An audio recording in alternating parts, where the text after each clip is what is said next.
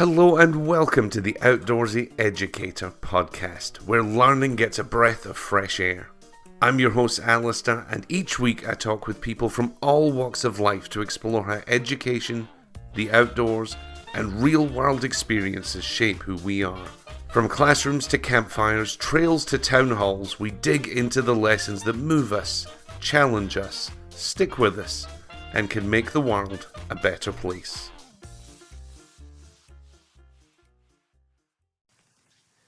So today I am so excited to be joined by my dear friend Mary Gallagher, a stand-up comedian, actress, and coach whose career spans more than 3 decades of making people laugh, think, and connect with each other. From appearing on major shows like The Late Show with Stephen Colbert, Friends, and Grey's Anatomy to performing stand-up across the country, Mary has built an incredible career rooted in both talent and courage. Mary, how are you today? I'm great, Alasdair. I'm so excited to be here, and I love hearing you talk about me. I'm usually not comfortable when someone kind of says things that I've done, but with you, it's different. I'm like, aw, thanks for acknowledging me. Oh, you're very welcome. Well, I should tell our listeners that we did connect via the Friends podcast that I run. We reached out to you because you had a guest appearance in that.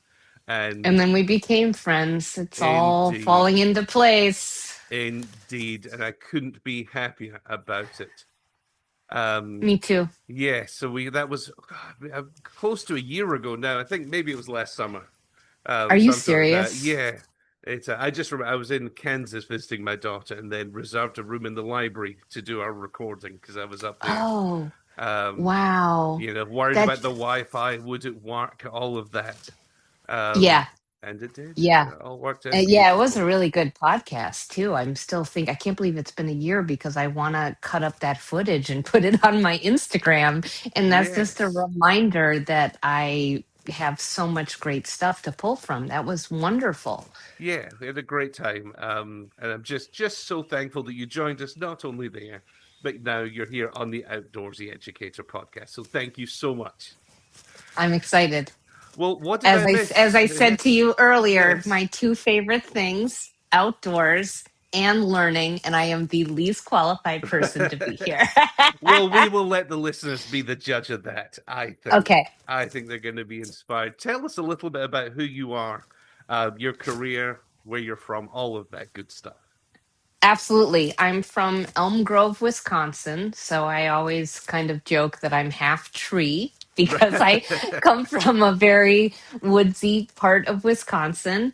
And I went to school in Wisconsin and then I trained in improv at Second City in Chicago. And yeah, started just exploring comedy very early on and didn't think I could do it. And then I just kept at it, and now I'm a headlining stand-up comic, and I coach people in Los Angeles live, live in person. And then also, this is kind of exciting. I just started working with an 11th grader, a female in Singapore with stand-up comedy. So I have Wow. now gone international. You are Mary Gallagher International. I, I really am. I really am. So, yeah, that was super exciting to just be like, oh my gosh, to connect. I had connected with some kids in Madrid over COVID on Mhm. Zoom, but this is much more one on one.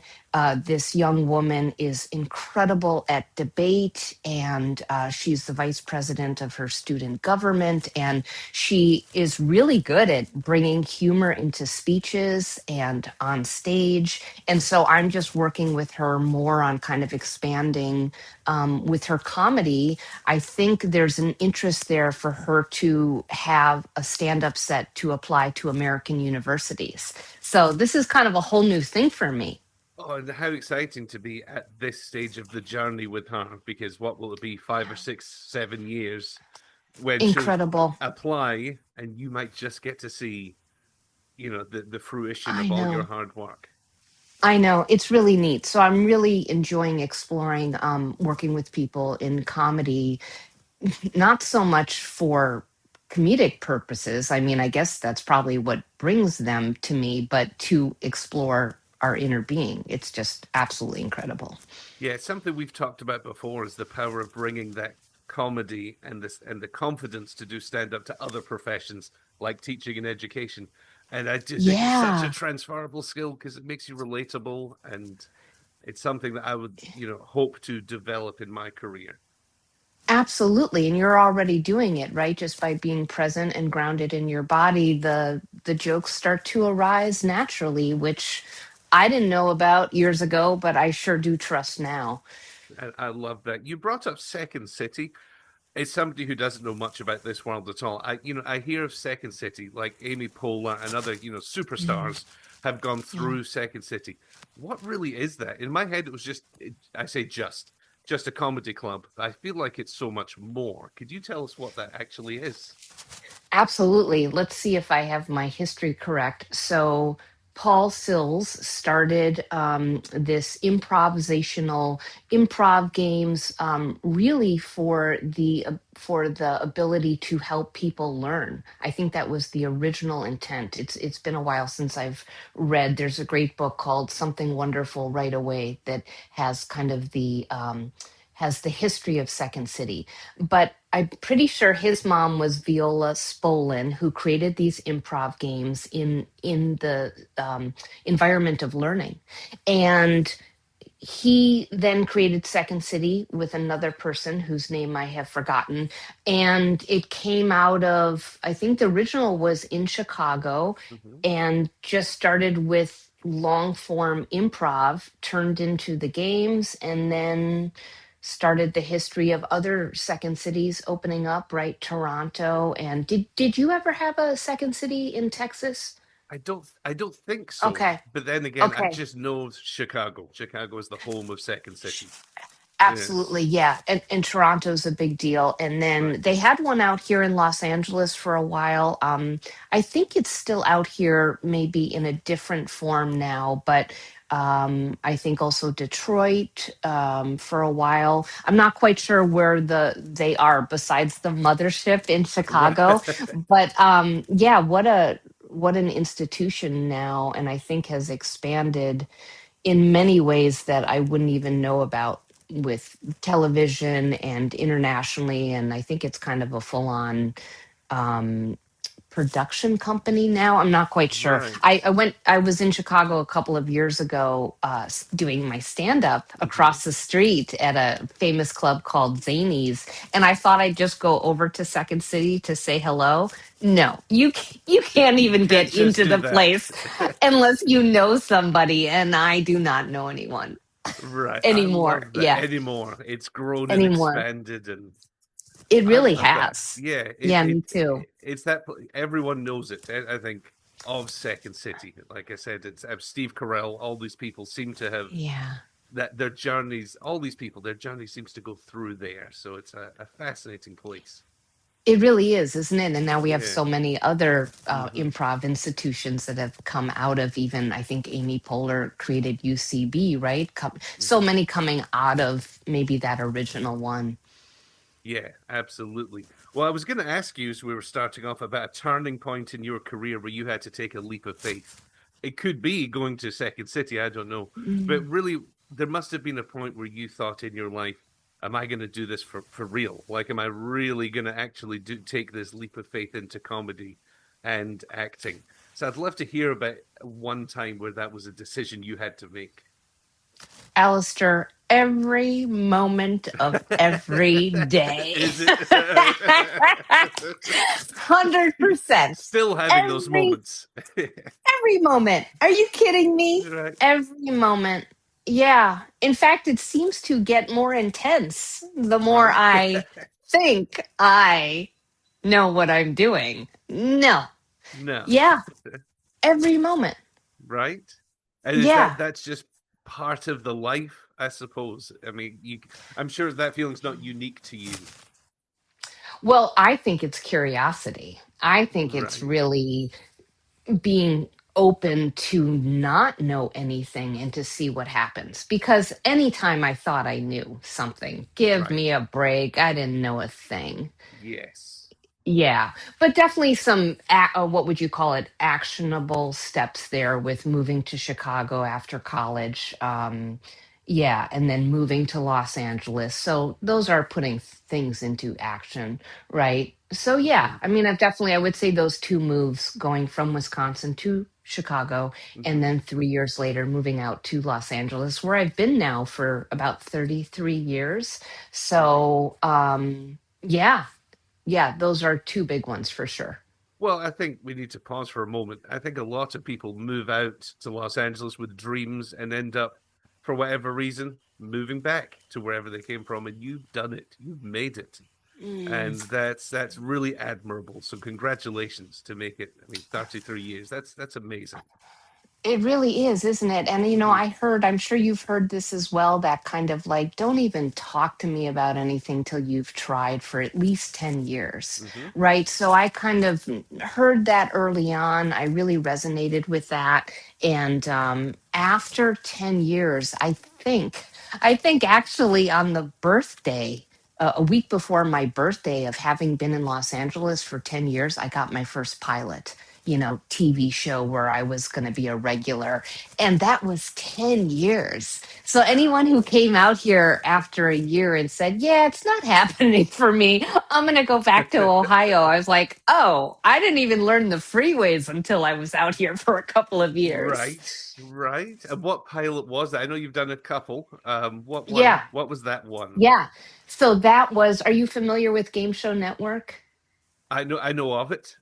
Okay, Yes. yeah. Yeah. So at the time, there was a show where myself and another comedian named Sean Donnellan, we got hired by Game Show Network to do kind of a Mystery Science Theater 3000 version of sitting and watching clips of old game shows from their vault and then talking about it, cutting to a sketch, doing a joke about it. It was all highly scripted and really incredibly produced with a producer named Frank Nicotero, who I just saw for the first time in 20 years on Comics Unleashed with Byron Yes. Allen last month. Yes. That was really neat, but he was the producer of the show. But it was really fun, and it was kind of pre-internet and pre, you know, what do you call them, chat rooms. And Hmm. I feel like if that show came out today, it would be so much fun because it would actually be seen. We had a little bit of a cult following, but it was called Faux Pause, FAUX, and then PAUSE, Faux Pause, because we would pause the game show and then do a joke. It was really fun. You know I'm gonna have to look this up on YouTube, see if anyone's uploaded any. Oh, Yeah. yes, you'll have to let me know if you find it because I have all the episodes and I've always secretly wanted to go against, the copyright and put it on YouTube. Right. Well, we won't have Yeah. you do that. We'll see if someone else has taken the risk and see if they've Okay, done it. or I'll send it to you, There we Alistair. go. I would love to. It sounds like a hoot. I'm in. It was so much fun. Yeah, it was really Yes. great. So, yeah, I loved it. But anyway, I got that after 10 years of in Los Angeles. Right. And then I Yeah. know you've done pilots or at least shows. You were on Friends. One of my favorite episodes because I don't know if you ever met. Um, oh, his name's escaped me. Who played Eddie? Adam Goldberg. Oh, yeah, Um, Adam. Well, funny you say his name escapes you for a right. second because I do this thing where I get people's names wrong. I'm really trying to correct it. But I thought I thought his name was Alan Goldberg. Ah. So I'd be on the set and I'd be like, "Hey, Alan, what time is the read through?" And he'd go 4 o'clock, Right. and he'd walk away. And I was like, "Oh, what's up with Alan?" Right. Poor old Alan. Yeah.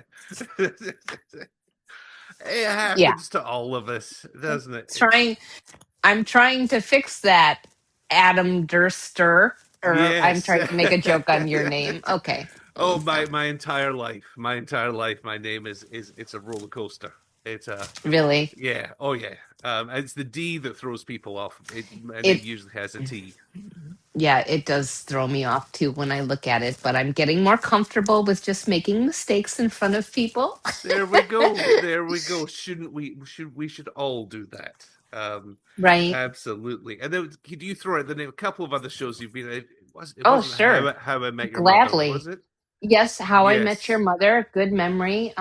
Believe me, no one else in LA is asking me these questions, so let's talk about it. Right. NCIS, Right. Grey's Anatomy, The West Wing, I've been on that. I've been on a fantastic show that got canceled called Friends with Better Lives, and I was married to Horatio Sands on that, which was really fun. And what else? There was a show with Halle Berry for a while called Extent. Right. And what else have I been on? And the show that I enjoyed myself the Hmm. most was Rob Reiner cast me in an NBC pilot, and I was one of the stars of that show. I was married to Josh Radnor from How I Met Your Mother, and Yes. it was Rob returning to television, and he played my father-in-law, and it was just a beautiful experience to meet Rob Reiner, to work with him, and to have this series, which did not end up getting picked up. But it was just really, truly a huge blessing in my life. I love that you got to have that experience, even though the show didn't come to fruition. You still Yeah. got the opportunity to have that. Thank you. Yeah, I Yeah. love that. Yeah. Me Um, too. And I'll just say this one thing because I don't think I've ever talked about this. I had lunch with Rob Reiner a couple of years ago, and after the lunch, he said, "Mary, come here, come see my car." And so I went into his. I'm pretty sure it was a Tesla. I got into his car, and he was so excited to show me that the screen had a fart machine. So there I am yes. in his car. Did I tell you this already? Oh no, but when you're finished, I've got a story I can Okay. relate. Yes. Anyway, I was like, I can't believe I'm with Rob Reiner in his car and he's making the seat fart. I'm like, is anything ever going to be as thrilling and as fun and special as this? No. That was pretty much the height of my Hollywood experience. Do you ever sort of in your mind go, "I'm just this little girl from Elm Grove, Wisconsin. What's my life?" Like, Alistair, yeah, every moment of every yeah, day. right, Yeah, yeah, right now, talking to you. Yeah. yeah. And I love that. I think it's sometimes I've got that. I'm just a boy from Glasgow, and when good things happen in my life, it gives me a good Mm. appreciation for all the wonderful things, the people I've met in my life. So It's I'm so so glad beautiful, you feel that isn't it? too.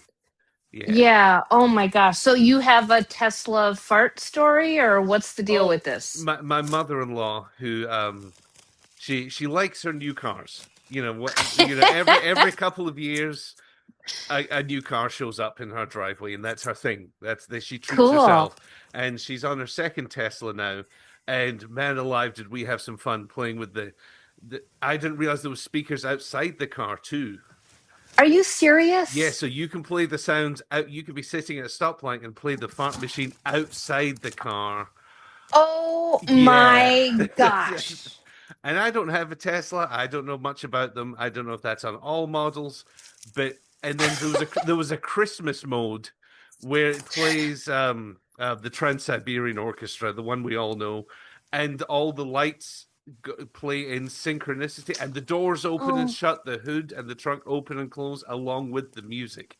It is madness. I mean, it's just chaos, but that's kind of incredible. hilarious. Yeah, I had no idea. Wow, just a big toy for adults, huh? The fact exactly. that it is outside the car. Now I'm gonna roll down my window next time I'm next to a Tesla to see if somebody throws me that. I think I would hope they would. I would hope they would. It It'll be was a a compliment. exactly. I love it. Well, I was thinking before we got talking. we all have to step into new roles and uncomfortable roles in our careers, whatever it Mm. is we do. You probably have to do it more than most. So I was thinking, what goes through your mind before stepping into a new role or trying new material on stage? I was thinking Mm. you either, or you probably have a routine, a procedure, something in your mind that prepares you to try new things. Interesting. I definitely used to, and I'm sure there was many different things that I came up with. But I think now, and this is what's so lovely about the path that I've been on, is now I see it as such a great opportunity to see how how uncomfortable it might be, to see how fear shows up, to see how unexpected I'm the whole thing might become. And I would say that is what I've leaned into the most, is the ability or the desire or the curiosity to step into that space of, I'm not going to prepare anything. I'm not saying I don't still do that. I Right. definitely, try to really make sure I go over the material that I might be doing that night. But then to, that kind of, the way people say, you learn it and then you throw it away, right? Like you learn what you're doing and then toss it. To really do a big toss there and not Yeah. even be, let me just look at this one more time before I go out there. Alistair, once I Yes. had my set written on my hand, I had my glasses on and I wrote my set in Sharpie on my hand. Then I took my glasses off and I went out on stage. And I remember looking at my hand, I was like, I can't read this. I was like, excuse me, sir. Can you tell me what's Right. next?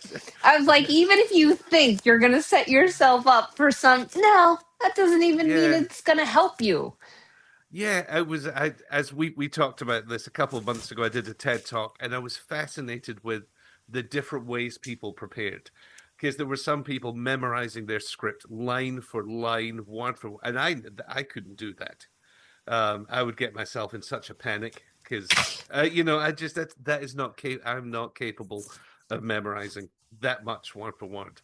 So I just had to come up with the script and then yeah, keep throwing bits away, and then I ended up with three bullet points in my mind, and that was it for a 10-minute talk. Just those three bullet points, and just whatever Wow. happens, happens. How lovely. How Yeah, lovely that you can't memorize word for word and yeah, maybe be more, for some people, maybe robotic, you know? yeah. I know I would have been.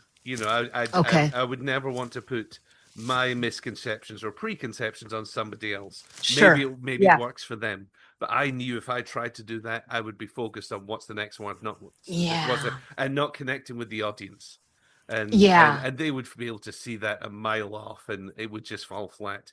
Um, Yeah. when I I, get I the copy, I mean, it's coming straight to you because I'd love your feedback. Thank you. I can't Yeah, wait. I can't wait. We've talked about this and yeah. congratulations. Thank you. It was an emotional hurdle to get through it. Because what if?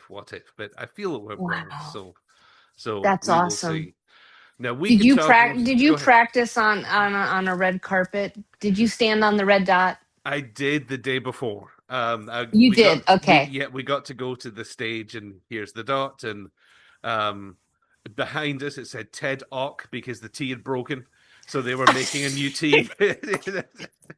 So I was like, all right, I'm gonna I give a love TED it. Hawk, and yeah, I we got love to, it. and then it was. This will sound like I'm tooting my own horn, but I'm really not. It was just all part of the journey. I Please found out do. there was, I think, 15 of us talking throughout the whole day, and I had been randomly drawn to go first. And I couldn't decide if this was a good or bad thing. But then the lady who was kind of in charge pulled me aside at the dress rehearsal at the end of it and said, that's not a coincidence, right? That you're going first. I was like, what do you mean? And she's like, we've been doing this for Wow. years. We watched your tape. You were one of the two or three who we felt were the strongest, and we wanted to start with the strongest, end with the strongest, and do That's and incredible. go like that. So I was like, oh, I don't know if that's more pressure, but actually it felt like it gave me some confidence. It gave me a bit of okay, I might not see it in myself, but they can see something. That's incredible. Wow. How wonderful for you. I love going first when I get to go first because then I can relax and enjoy the other Yes. people. Yeah, that's exactly what I did. I was able just to sit back and just go, I'm done. I'm done. I can just Yeah. relax. Now we could talk about this for a long time, but I'd love to Yeah. connect with you about the outdoors. Okay.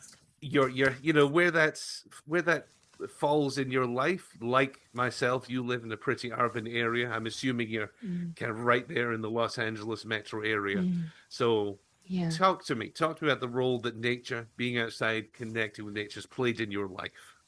I love it. Let me see if I can say this rather succinctly because I actually thought about this and I was like, oh, that's really clear now. So, growing up in Wisconsin, I really found a lot of solace in trees. I spent most of my childhood when I was younger in trees, Hmm. climbing them, being in them. And I felt very safe in trees.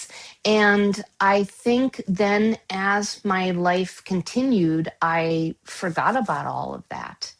And I lost that awareness in that part of me. I probably also was maybe embarrassed Hmm. that, I remember someone saying that they thought that was kind of weird. I was like, oh, yeah.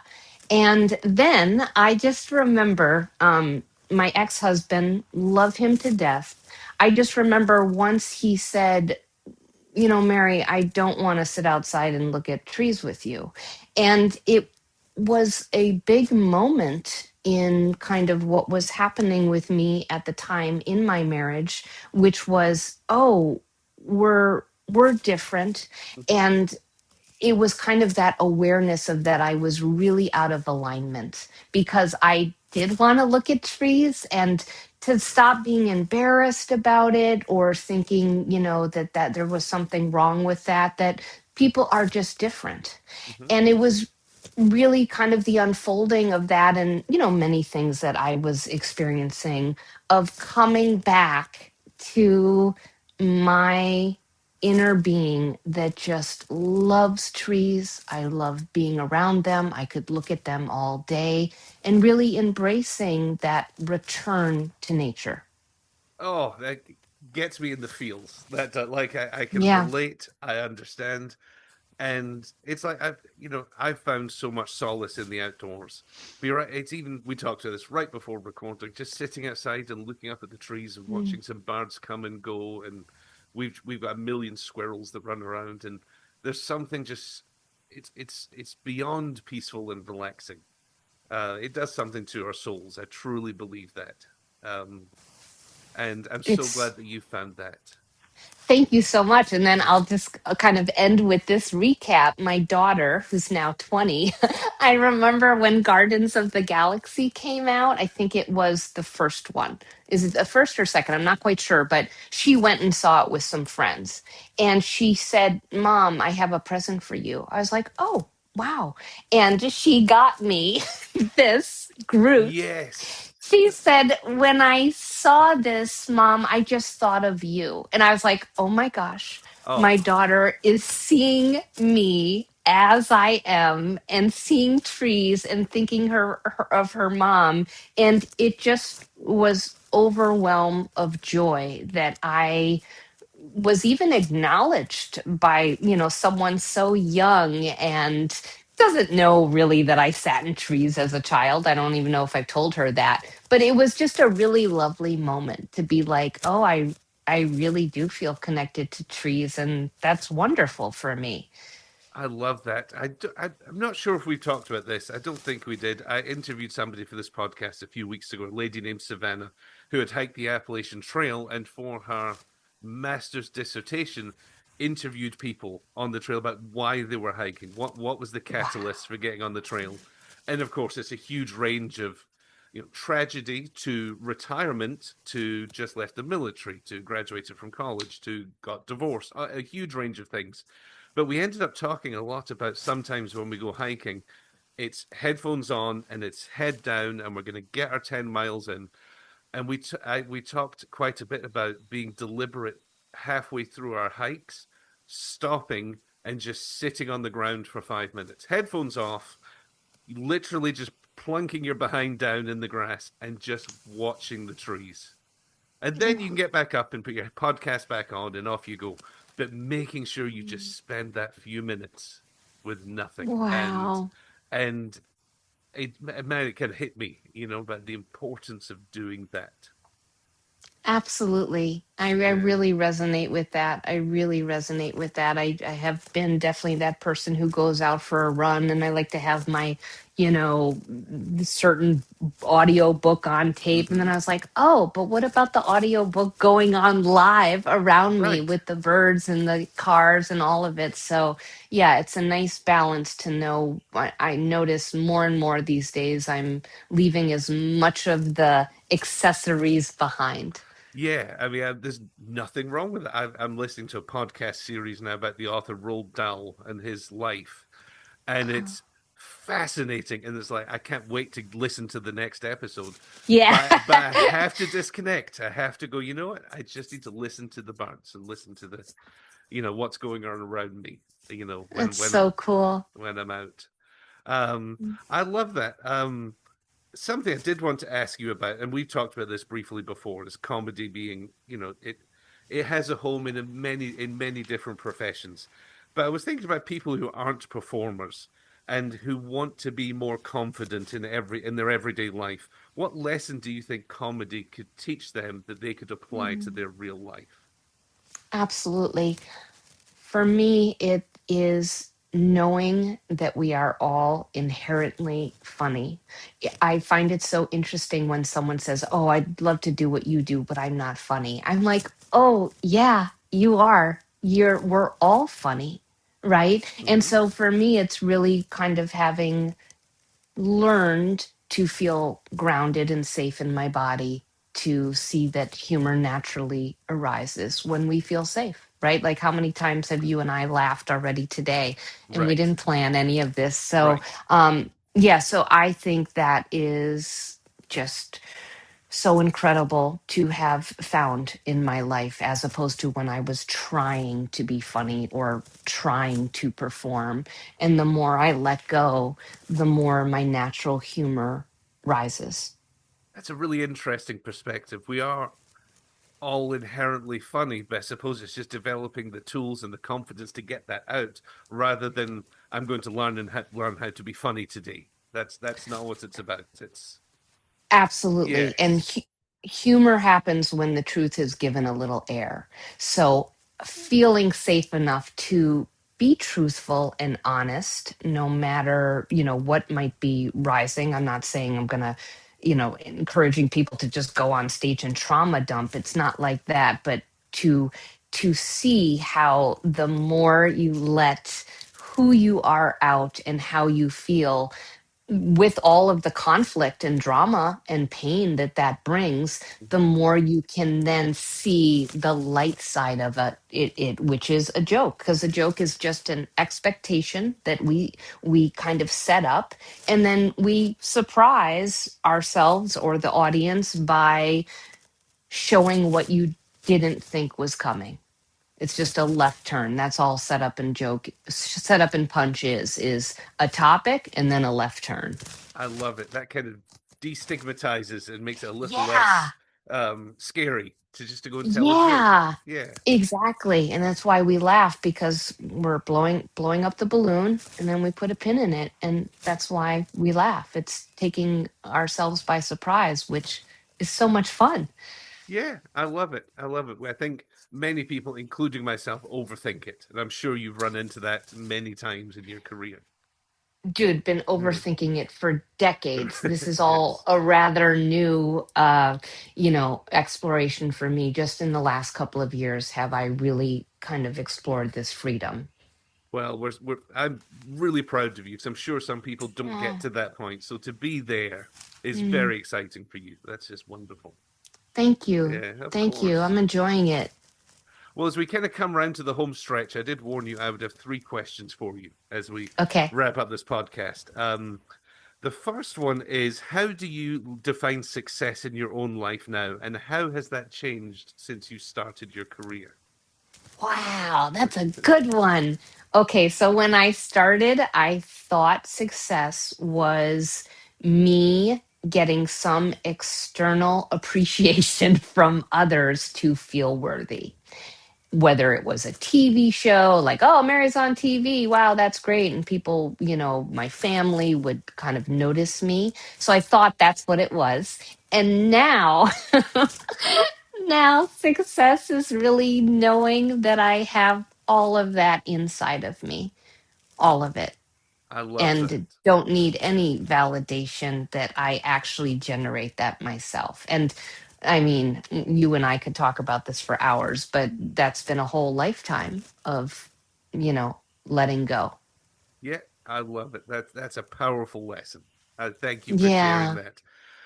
My Mm. second question is there a book, there could be many, but what is there a book that stands out to you that has been meaningful in your life?